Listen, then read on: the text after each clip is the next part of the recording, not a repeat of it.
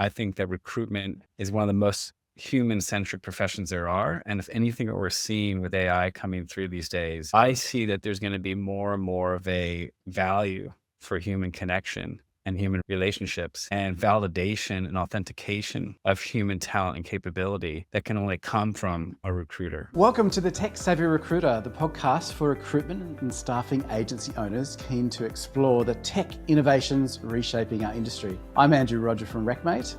And I'm Belinda Kerr from Recruitment Garage, and together we're your hosts, bringing you a stellar lineup of recruitment tech and AI experts ready to help you understand and, more importantly, benefit from the increasing array of tech available to you today. Well, hello and welcome to another edition of the Tech Savvy Recruiter. Today, Belinda, Kerr and I are very excited to have Martin Herbst with us. Martin is the CEO of JobAdder, a global recruitment software company headed out of Sydney and backed by Seek. Under his leadership, JobAdder has tripled both its revenue and client base in just 5 years, whilst expanding its footprint across key recruitment markets worldwide. Before joining JobAdder in 2020, Martin spent nearly 7 years at eBay leading Gumtree's classified business in Australia, following earlier roles with eBay in San Francisco and in digital media strategy at the Wall Street Journal Online. With more than 20 years experience scaling SaaS marketplaces and digital businesses, Martin is passionate about using technology and AI to remove friction from the recruitment workflow so humans can focus on what we do best, not admin, that is. He's a regular commentator on how AI can impact positively and drive recruiter productivity without sacrificing the human connection, which is ever important. He draws upon insights from JobAdder's global benchmarking data and his own experience guiding the company's AI-powered product roadmap. Originally from the States, Martin now Sydney home. Outside of his work, he's big on well-being and sustainable leadership, openly sharing his own journey through burnout and how habits like daily swimming help him manage and maintain stress and clarity. When he's not thinking about recruitment and product strategy, you'll often find him in or on the ocean, including surfing trips around New South Wales South Coast with his family. Welcome, Martin, to the show. Did I miss anything out or tell any as I was describing you in the background? It's so good to be here. Yeah, so you certainly did your research. You did your homework. That was an impressive intro. Yeah, I think you covered everything that needs to be covered. We're done. Good. Tick. That's it. Thank you for coming to the show. We'll see you next time. So I think today's show, we were just chatting before we hit record. Obviously, AI is still a hot topic and how recruiters are blending what they're doing in real life with their systems, processes, and databases. So I'm sure we're going to explore and unpack a few things on that front. But what I was thinking we could possibly do is maybe zoom out and look at the history and maybe the industry, where it's up to now as a whole. I guess, how would you describe the current state of play of AI adoption in recruitment? It is now December 10, we're recording this, 2025. So from what you're seeing, what are recruiters actually doing with AI today versus what's still largely theoretical? And I'm going to try that next year, perhaps.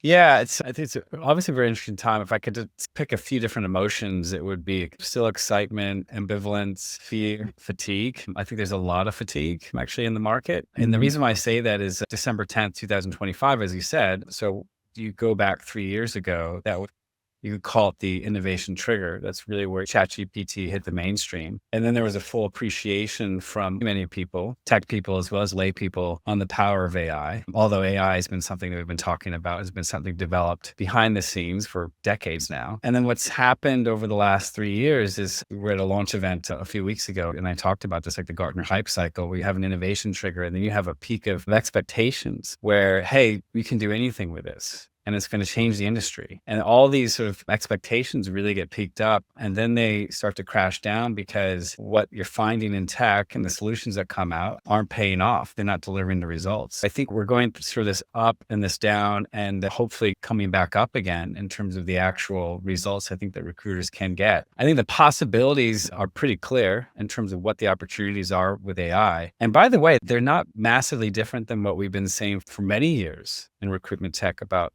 how we could get better with recruitment using technology. I think now it just is a bit more palpable. It's a bit more tangible. And the more obvious ones are, you said it before, I think in terms of the intro, is to be able to eliminate a lot of that admin, right? If a recruiter is doing 60 to 80% of their role, which is updating their CRM, taking notes, interview scheduling, reaching out, this sort of lower value work, there is the potential, we're seeing this right now, to be able to eliminate a lot of that and have AI, whether it be generative AI or maybe agentic, take a lot of that up.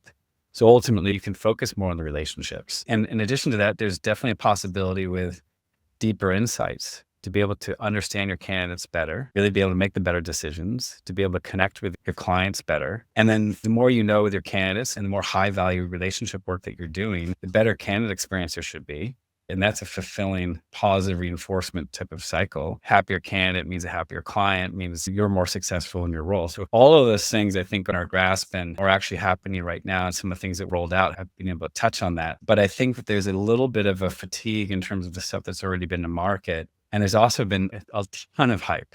There's been so much hype. Two of my favorite quotes, I think, had to do with something like a techie guy said, I spent a year in AI.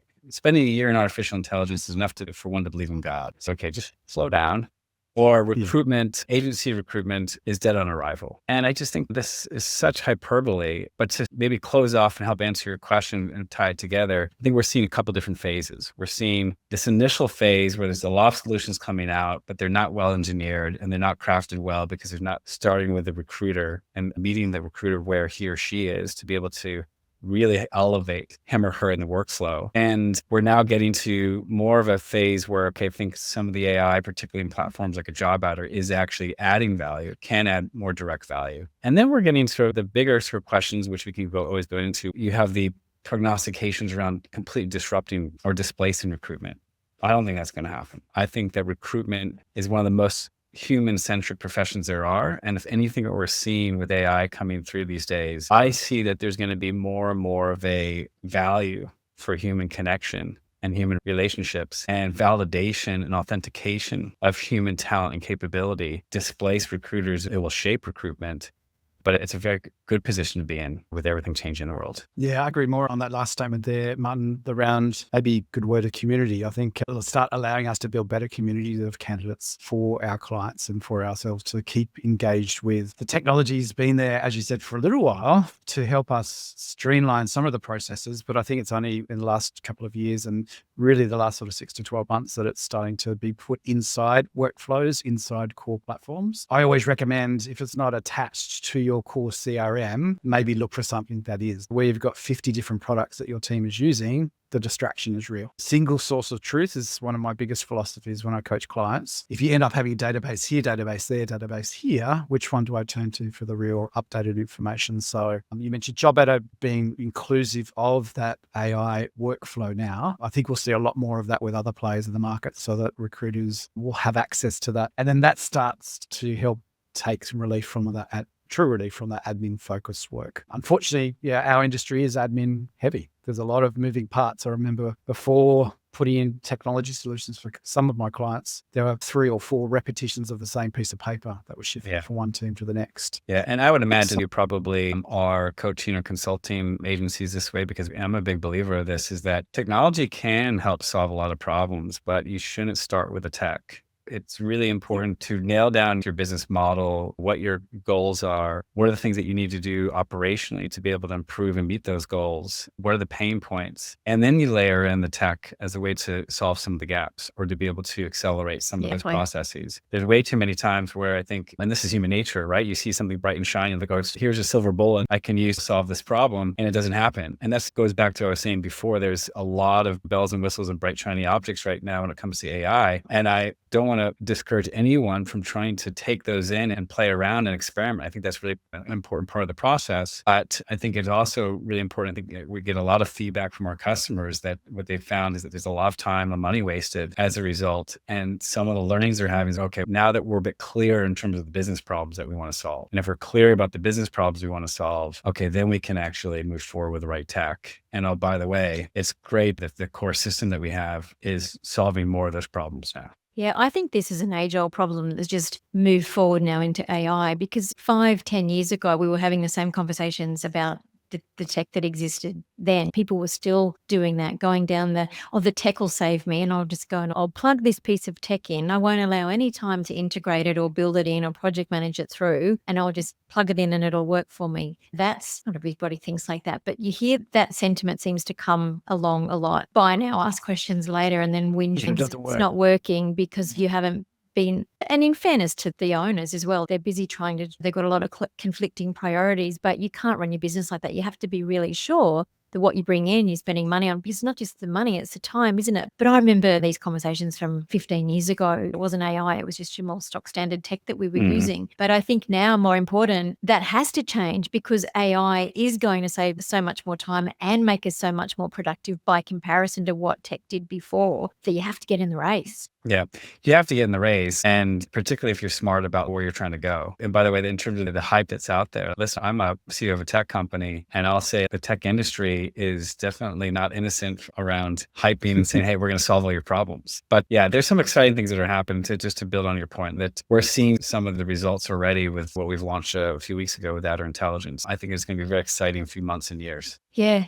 And it just seems to be getting faster and faster, doesn't it? The way that things are moving. It was actually Dean Grazioso and Tony Robbins did a big 3-day AI thing. And I just started to listen to it this morning. And I think Dean Grazioso was talking about, let's just think about, it's a bit of a basic example, but let's think about when the old farmer got out there before tractors were invented and took him 40 hours to sow the seeds. Then he gets a tractor and it takes him an hour. The guy next door doesn't have the tractor. He's gone. So we're living a modern day version of that. I thought it was a really nice example. And the other thing that he said was 28% on average of a business person's week now is spent on email. And I thought that was huge. It's massive. And so obviously we're seeing all these tools now that are just really bringing Expediting. that. So the productivity, even before you start thinking about recruitment, just productivity in running a business is pretty exciting, isn't it? So that leads nicely in, Martin, then to thinking about, I think we all sound like pretty practical type people here. If we're thinking about the practical gains with AI at the moment without kind of losing the human connection, but what should we be thinking about from a practical perspective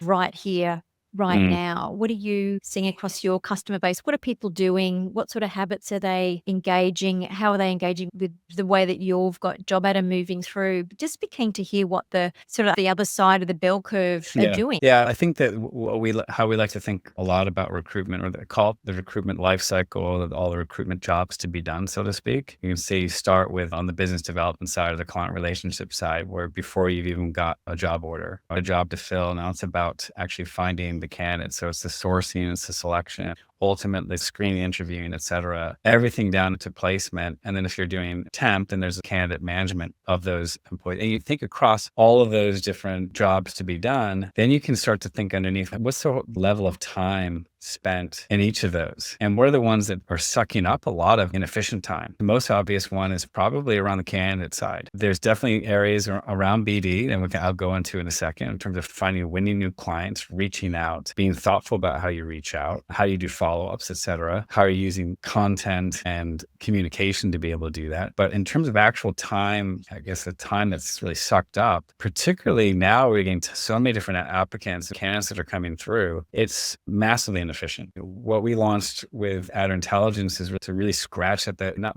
just scratch at the surface, but really help save a lot of time. As a recruiter, and this is, I think, whether you're a permanent recruiter or you're temp, but you have a lot of data around these candidates that you want to be able to pull together to get a really crisp view. And if I've got hundreds of either people in my database or applicants that are coming through, how do I know I'm going through the right ones, or the ones that are the most qualified in terms of the requirements from the job, from any other information that I've briefed with the client, with everything else that you're getting through with the application, with the CV, any notes that you've taken. So Smart Summary, I'd say, saves about 50% at least of the time that you would normally do to be able to get to a short list and a very high quality list. So it's not only the efficiency you get from it, but then it's also the trust and the insights. Because I think there's two parts that we're trying to solve here. There's the efficiency and the trust, which I don't think have been done well so far, particularly in the trust side, because there's a lot of solutions out there that are more black box. Like, hey, here we're going to spit out the recommended candidates, but we're not going to tell you why. And we're not going to give you that much control to be able to maybe adjust how we're thinking about this and how we've come up with a rationale. So anyway, to answer your question, I think where we're seeing the impact really is in those areas where you can save a lot of time, like on the candidate selection side. And then going forward would be, not only am I saving a lot of time on the candidate selection side, but I'm also becoming more economical.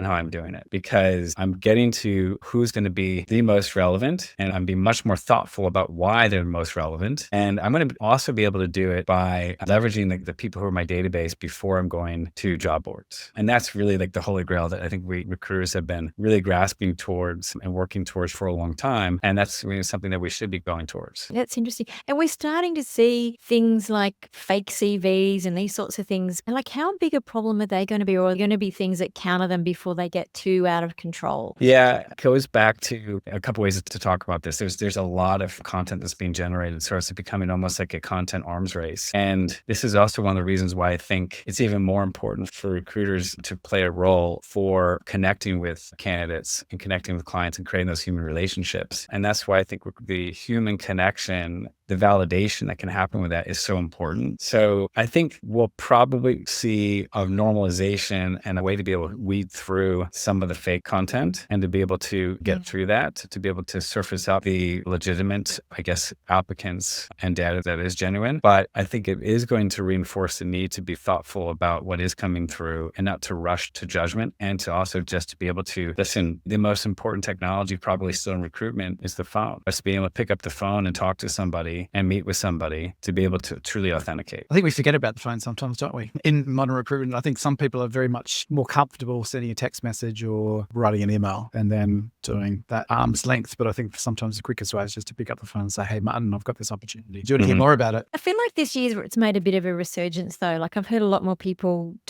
going back to cold calling. And I'm not saying that let's all just go back and act like it's the 80s again, but people who would just, okay, well, this actually works when you pick up the phone and speak to somebody. So I think there's a little bit of a resurgence there, but maybe That's good to hear. a bit I think harder. so. There's definitely been a lot of talk about it. And I think that there's going to be maybe what's old is new again. Yeah. There's hope for us yet.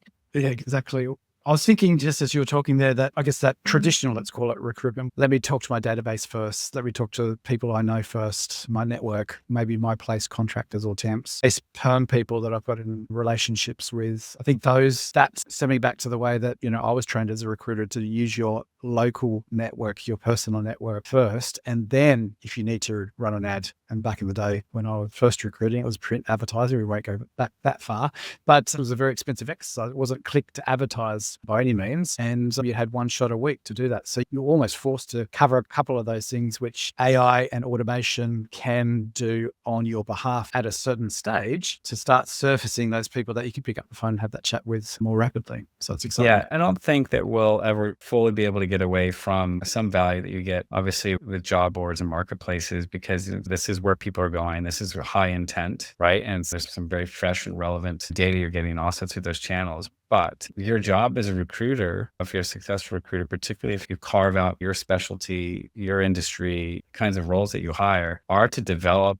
and nurture those talent pools, those networks. And there's more and more tech out there that can help you do that, to be able to cultivate and stay contacted and keep your database fresh. And just let's go back, I think about the last 5 years or so. And the last 5 years has been crazy with recruitment with COVID, because you had 2.5 years of an absolute boom. And then I'd say the last 2 or 3 years has been like this slow fizzle. So we're all waiting to, when's it coming? Are we there? Yeah. Has it turned the corner? Have we bottomed out? And I think we bottomed out. I see some light there in the tunnel. But what we saw, and because we've got thousands of agencies that are on our platform, and we can see at high level the stats, and we can look at, okay, of all the candidates that are being placed, all the jobs that are being filled, how many are coming from actual source through advertising channels, through third-party advertising, job boards, for example, or proactive sourcing? As in, I'm proactively going out and going into my database or through my website and placing those candidates myself. And during COVID, right, because that was a talent crunch and that was really hard to find people for many different reasons, that ratio went to about 50-50 overall, where historically it was like about 80-20, as in 80% I am placing through advertising. Now, over the last couple of years, it's particularly now that more and more people are applying, there's a bigger candidate supply, there's fewer jobs on, it's back to 80-20 again. I'm like, we can do it. We've shown that we can do it. Necessity is a mother of invention, but we're going to see more and more of the capability to do that. And the best agencies are the ones that are, like to your point, are the ones who are more disciplined create that discipline in the process from the get-go. But then they then layer on top of that, okay, how do we actually use the technology to be able to help us do that too? I think at some point people have built amazing assets they're just not leveraging. I spoke to somebody yesterday who has 40,000 candidates, and I said, okay, how often are you engaging with those candidates? And like, not really. And I said, well, do you realize if you work that out, that's 700 people moving every month that you're not communicating with. And so there's these big gaps in some of the basics that we can surely be looking to AI and tech and like to help build a new habit here,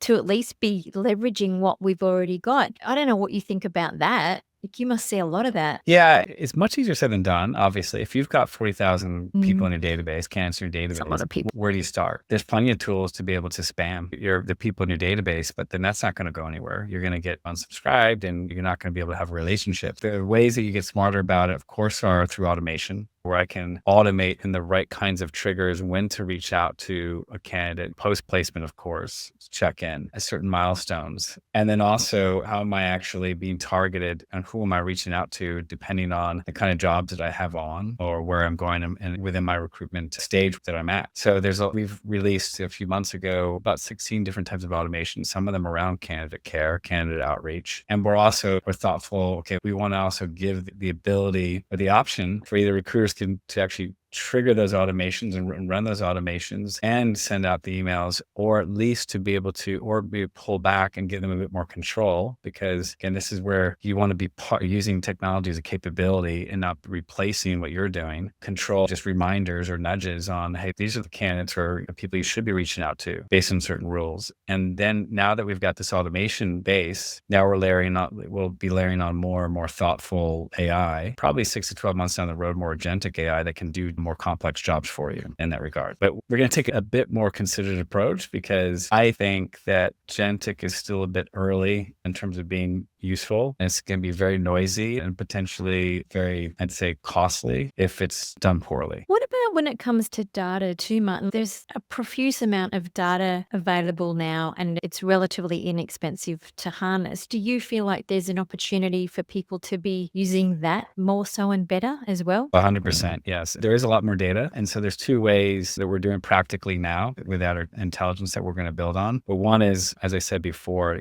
okay, how are we actually synthesizing all the data about your candidates in a way that's very relevant depending on the different jobs that you have. And then the other is, how can we help you actually make sure that you've got the freshest, most relevant data about your candidates? And that's a super easy smart sync feature where you may have a candidate record and it's gotten certain fields with name, location, position, et cetera, but through your notes, which haven't actually gone into that candidate record, they may be more recent, more relevant. We'll be able to quickly grab everything and sync that up for you very easily. So these are the easy things which we'll continue to build on that helps you keep your database fresh, clean, relevant, and less of a total drag to do that admin in the past where you probably have to set aside days or hire people to do this. It becomes really accessible. You've mentioned Adder Intelligence a couple of times. I'd love to maybe get a glimpse behind the scenes a little bit around how the team's approaching or how they approach designing it and the ongoing modifications and enhancements. And I guess what core principles that you use to ensure that it's useful, trustworthy, and it's got that genuine improvement on what we need it to do for our day-to-day to move that human back into the human stuff as we were just talking around rather than the admin things. Yeah, I am wearing my t-shirt, so even got the little logo here. I get really geeky and excited about these things, but I start with our purpose because you guys work with lots of recruitment agencies as well. And I think that's always an important thing, like to understand, why do you exist? Not in a really deep existential way, but what is your mission? What sets you apart? Especially in recruitment, I think that's really important. How are you unique? What's the value that you bring? And so our purpose is to advance the future of recruitment by unlocking people's potential with powerfully simple technology. And there's probably 3 different messages in there that I think are really important and I get excited about. The first is, yes, we want to advance the future of recruitment because we believe recruitment has so much more potential to be more effective, to be a bit more science than art, but still be able to leverage the art as much as possible. Unlocking people's potential is, again, the recruiter at the center of everything. You can elevate the recruiter to create those relationships. It really unleashes potential for the recruiter, the candidate, and the client. But the last one I think is the most important is how we're thinking about Adder Intelligence with powerfully simple technology. Those 2 words sometimes are at odds with each other because you can have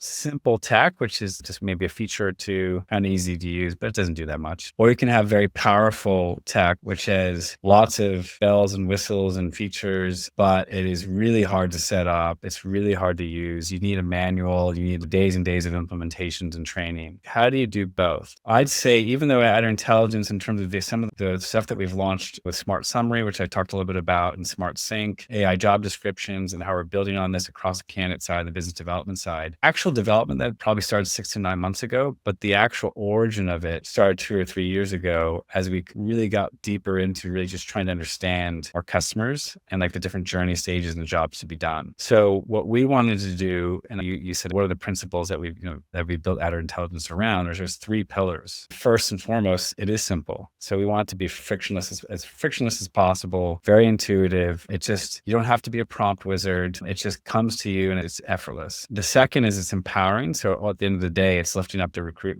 and allowing them to do their job better. And the third is purposeful. So it's got to deliver results. I have to be able to see, if I'm going to use Adder Intelligence, I can see JobAdder and Adder Intelligence. I can see the results and the time saved, improved placement rates, happier clients, obviously billings per recruiter, et cetera, et cetera. I feel like purposeful is a big one. And you mentioned it before, Martin, as well, is there's a lot of tech around, but what is the stuff that's really cutting through and making a difference? So I was happy to hear you put that word in there. Yeah, our customers are people that we partner with. There are a lot of small business owners, and it's a hard job. Small business owners to 1-2 person startups to 100 plus consultants or recruiters. But these are small to medium sized businesses at the end of the day, and every dollar that you invest should have a meaningful return on investment, should have an impact. And it can be very hard, especially the last couple of years, to be smart about how you are spending your money on tech, on people, marketing, on back office, whatever it may be. And you should be able to see, hey, if I spend X amount here, I'm going to get either Y percentage increase in billings per consultant, or I'm going to get Z percentage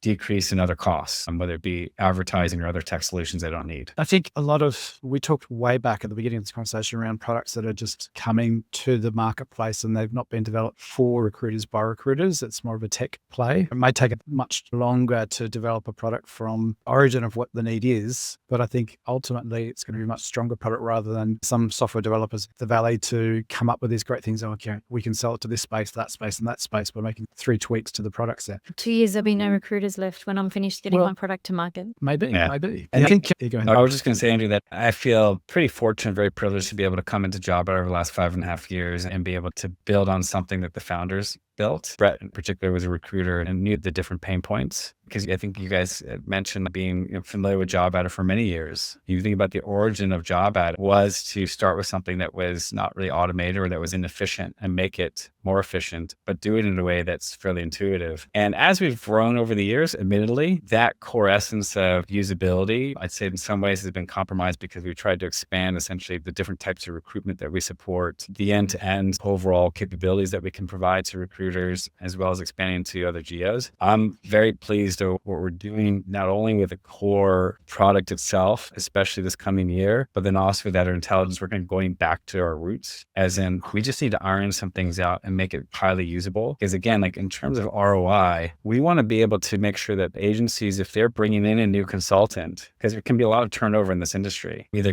coming onto JobAdder as a new system, or they're bringing in new consultants and trying to ramp them up, that it's super easy to be able to get on board and ramp up and use our product to get immediate value. I think too much of an exception in this industry than really the rule. And I do come from more of a consumer-facing technology background. I'm like, wow, there's so much room for improvement in terms of interfaces in this industry. You have a lot of IT legacy, building things very non-intuitive, not very customer-centric way. And so that's one of the reasons why I love this job, is because I think JobAdder has a good core of that, and we can continue to build on that. Yeah, that's great. And you hit it there, the customer-centric. I used JobAdder years ago, and the thing that, and I'm sure it's a lot different now, obviously, but I remember it was intuitive and it was simple to use, and there wasn't a lot of stuff that you didn't need, which I think sometimes just gets in the way, trying to be a little bit too clever. So it's lovely to see the product expanding, but also the footprint. going a lot more places as well. So you've had a really impressive time. From where you're sitting, you obviously speak to a lot of founders and you're working at looking at different solutions and seeing from the above down. What do you think the next couple of years, the crystal ball, of 6 months is a long time at the moment, but the next couple of years will look like for recruiters, and what should we be gearing up for? So I think we'll start with some of those areas that I mentioned before, where a lot of that admin that recruiters are doing at the moment, I think will be eliminated or saved so they can get closer and more connected with their clients and adding more value to their clients, and also more connected and understanding the different candidates that they have in their talent pool.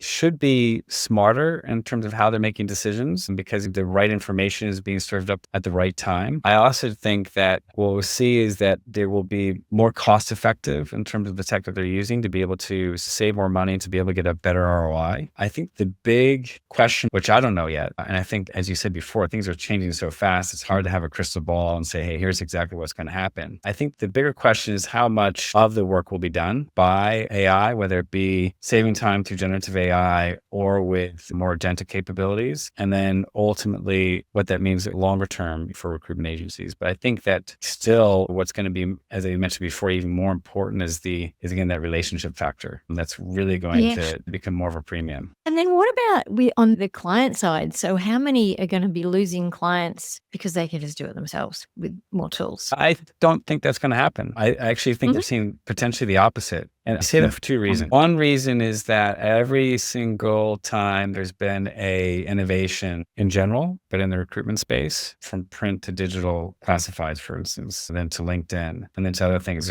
that was going to spell the demise of recruitment, right? Because this tech is also available to companies. If it actually could potentially work the opposite way, because recruiters are more specialized, more motivated, more economically vested to be able to be one or two steps ahead. And I think what's happening even right now is that there's companies in general, why do they use recruiters? Either because they don't have the capabilities in-house, and or because the capabilities of the talent acquisition that they do have is completely overwhelmed. I think there still is going to be even some more sense of being overwhelmed because, and this is maybe a shorter term thing, there's an inundation of noise and cans coming through. So you're going to need some specialist partners to help you navigate. So I don't see that as a risk. That's encouraging. That's good. We saw print advertising go to online, and there was a big hoo-ha at that stage way back when everybody was saying, oh gosh, our clients are going to now advertise directly online, and then the recruitment space will be dead. That switched so fast because I was selling recruitment advertising at that point, and it just went overnight.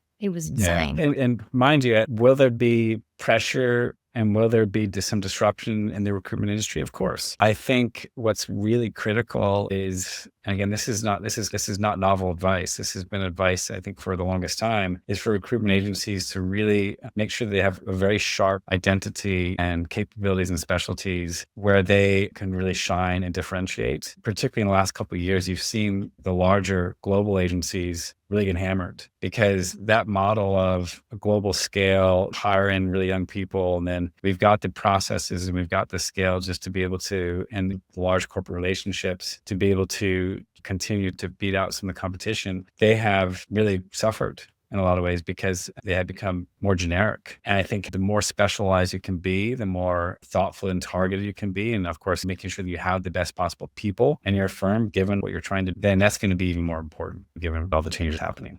I feel like that mantra going at the moment with a lot of people not wanting jobs signed off before they check if AI can do it first. I feel like that's short-lived and it's backfiring a little bit. You're hearing increasing stories of productivities going down because people don't know what they're doing with it, and that's sucking up time and money. So they were jumping a little bit too early. So it'll be interesting to see how it plays out. Well, there's this MIT study that came out earlier this year. 95% of companies experimenting with generative AI failed in getting results. So that is 19 out of 20 just not getting the results. And that's, again, that Gartner hype cycle where you're trying it and it's not working, either because the tech's not ready, or you're not ready, or a combination of the both. There will be, of course, better success rates going forward. That's also where I think, okay, relatively speaking, in terms of our AI offering, you could argue we're a little bit late to the party, but I think we've got a much more considered approach that I would say give us more of a second mover advantage. Yeah. Exciting times ahead. I can see almost, I don't know if you've seen the movie Her, Martin, with Joaquin Phoenix. And I think it was 2013 or somewhere around there where there was an operating system and he fell in love with the operating system played by the voice of Scarlett Johansson. So maybe JobAdder 2027, 2028 might have something similar whispering in my ears saying, hey, Andrew, you've got an interview coming up. I've prepped some meeting notes for you. To be honest, I think we'll probably get to something like that pretty rapidly, where that admin component, we stem back to that ambib component, can be taken away from me. So I can almost walk in or log in or dial in or whatever I'm doing in 2027 to that meeting, fully prepped, probably better prepared than I could ever be for that particular meeting because I've had the research done and the prep work done. Actually, I think that part, Andrew, maybe not the her aspect of it and falling in love with the AI companion, that would be even sooner. I think we'll see some of this that we'll have next year, particularly as in because, of course, finding candidates, finding my information, getting from point A to B is going to get much faster. But then anticipating and helping guide the next thing for you to do, whether it be on the business development side or what to do with this particular client, or anticipating what you need to know and how to be prepared for this meeting. Yeah, that's actually stuff that we already have in the works. So that's, I would say, in the months to come. I think the lovely part in this too is that a lot of the work that is going to be taken is the stuff that people don't want to do anyway. So we're that's not good at it generally either. I mean, I've only met a couple of unicorns in the recruitment world that are fantastic operators on the admin front. All the I's were dotted and T's were crossed, and they were leading the sales board as well. They just don't exist generally. We're not geared to do both very well at the same time. Yeah, you're right. You can't usually do both. Your top billers are typically very bad at admin. Yeah. So let's take that away and almost let them waltz in and waltz out of meetings, and everything else is organized and orchestrated for them along that pathway. Before we jump off today, I just want to give you the opportunity to maybe do a 30-second elevator pitch for those that don't know JobAdder, just to give a little bit of background about what the business does and if they're interested, how to get in contact with you. Yeah, I felt I already spoke so much about JobAdder, but you're going to give me 30 seconds. So I'm going to definitely say something. Like, and listen, we are Australia's and New Zealand's leading recruitment platform. We've got thousands of customers, recruitment agencies across APAC, as well as in Europe and particularly in the UK. Our mission, as I said before, is to really unlock people's potential with powerfully simple technology. We have to make very proud and stoked about what we launched a few weeks ago with Adder Intelligence. And if you are curious and you want to check it out, then of course, come to our website or reach out to me, even to me on LinkedIn. I'd be happy to chat. Yeah, thanks so much, Martin. It's exciting times, I think. Hold on, enjoy the ride, play with stuff. Don't wait till next month, next year to try stuff out. You've got to get in there and get your hands dirty, because it's with that play that you'll build some muscle memory around what you need as an organization. And I think we've touched on a couple of real keynotes that I'm passionate around. Is not the tech necessarily that you need to touch first. It might be your process and your workflows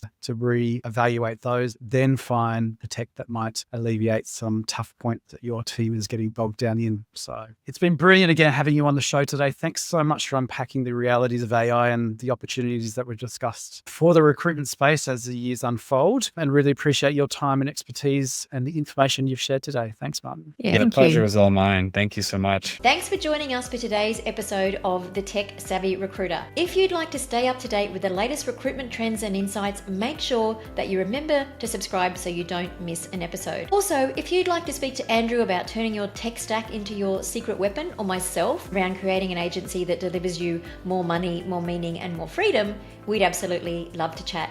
Reach out to us on LinkedIn, and we look forward to seeing you next time. Thank you for your support.